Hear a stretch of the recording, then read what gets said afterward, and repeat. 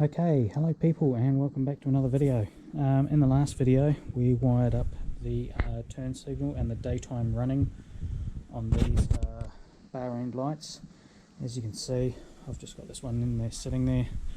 I've got my cables coming out the end here, which will go back to the M unit. Now I'm just going to look at doing the switches. These are our switches here, which are going to sit on around about that angle, give or take. So it looks like all the cables come up from underneath. So I'm going to get my marker pen, mark a little dot there, and then I'm going to take these off and drill them. And yeah, go from there.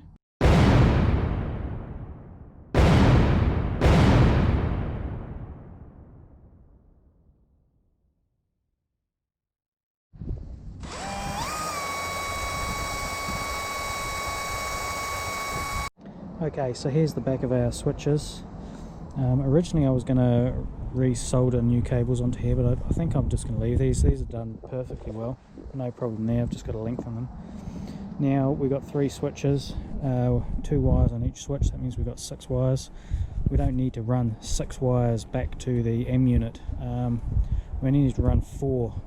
So we're going to have one common ground that will loop all 3 of those switches, and then obviously the 3 signal wires going back. Now these switches, doesn't matter which cable you use as your ground, they're just a switch. So we'll get 3 of them off each switch and we'll solder them all into one cable as a ground, and then we'll do the 3 signal ones. So I'll do that now. Okay, so I got all my wires fed through and I got the switches on, clamped up tight. So yeah, not great. Don't really know what's going on there. We're probably talking about a fraction of a millimetre. I'm going to have to get some sort of rubber behind there. These are the sort of things that you'll encounter on a build like this, or any build you're doing. You know, you think you've got half an hour's work to get some buttons wired up, and it turns into half a day of mucking around. So yeah, things like this happen. Okay, got this side all finished. I'm going to have to go to the hardware store and get some of that 3M, it's like a rubber tape you'd seal a window with maybe. Just put it round the bar, cramp that down, and it should be okay. We're only talking about buttons, it's not like it's the grip or anything. But yeah, we've done some black sleeving, we've gone around. You always make sure you can turn your bars in both lock before you cut things to length. And then I brought them around here, and I've got some of them here, and I've connected some here. So that's all good. So now we're on to the other side. Okay, so on this side here we've obviously got the brake lever, which I've just taken off, and this throttle lever here. Now this throttle lever, it has a little, I don't know how well you can see it, there's a little indent locating pin, and so you drill a hole in the corresponding spot, and that stops your throttle body from twisting when you're giving it full noise.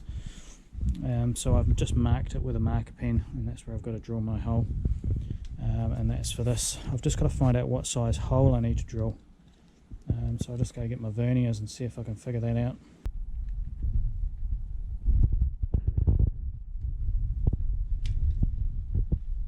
It's probably 4.5 mil. I should do that.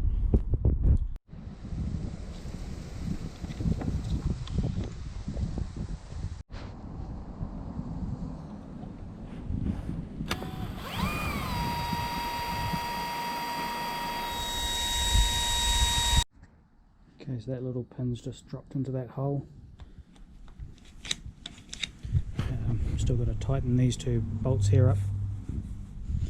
One other thing that you really need to do is you need to make sure you've got a bit of play here, like maybe a millimetre. If you've got a bar end mirror or a bar end indicator, and it's rubbing on this rubber grip, your throttle's going to stick. It's not going to be free. It's going to be a pain in the butt and it's going to cause you all sorts of headaches. So yeah, make sure you got that 0.5 millimeter to 1 mil of play there. Okay, so I've just wired these buttons here. I've got the cables coming through. Just did up this one, and she is rock solid tight on the old bar there. So I don't know why this one over here is so loose, but I'm thinking I can just take maybe a file to one of those edges and just get it to crimp up a bit better. I guess this one was made with some better Chinesium than that one. But yeah, cool. Let's carry on. Okay, so I've just crimped on a couple of spade terminals onto these two purple wires. Why did I choose purple? Yeah, it seemed a nice colour. So they go into the coil, which will do our starter motor. So I'm just going to whack these wires onto a battery just to make sure it works. It's a coil, doesn't matter which way around they go.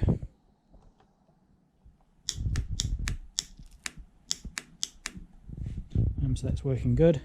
So I'll take these wires along to here. One's going to come off the start output and the other one will go to ground. Cool.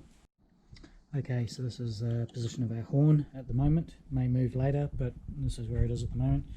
So I've just got a couple of wires, slightly heavier gauge, a couple of spade terminals. I'm going to sneak them up through this hole here and follow these ones back along to the M unit. I'll get some black sleeving over the top of those so it kind of all blends in and you can't see it. Okay, let's do it. Okay, so we've got our cables sneaking up through to the M unit. Again, this is just a coil of wire. Doesn't really matter which way you get the positive and negative around, but I always check just to make sure it isn't labelled. This one wasn't, so it shouldn't matter which way around it goes. So we'll give the horn a test. So we'll make Maggie go nuts.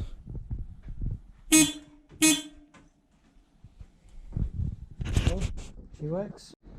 Okay, so what have we got in the way of outputs? We've got turn signal, we've got our start solenoid, we've got our horn, turn left, we've got light, we've got our high beam is still to go, brake light we've got in, and auxiliary, which will go to the ignition. So yeah, very cool. Okay, so I've just connected the battery to the M unit, got the fuse out. This simulates my key switch. I've just connected in all the buttons, so let's give it some power.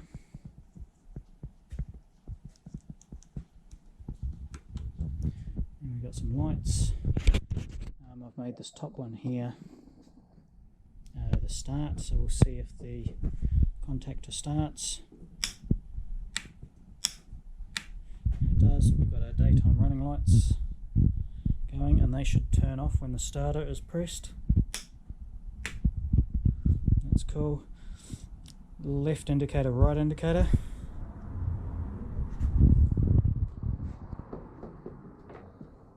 And right indicator.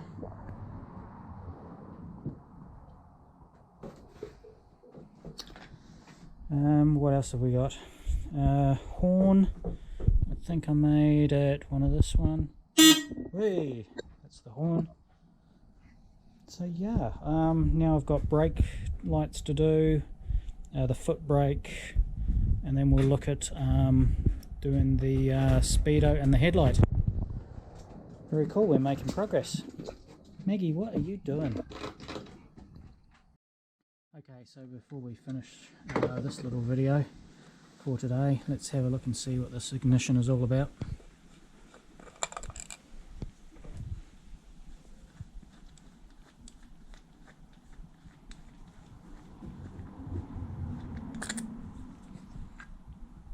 Here it is.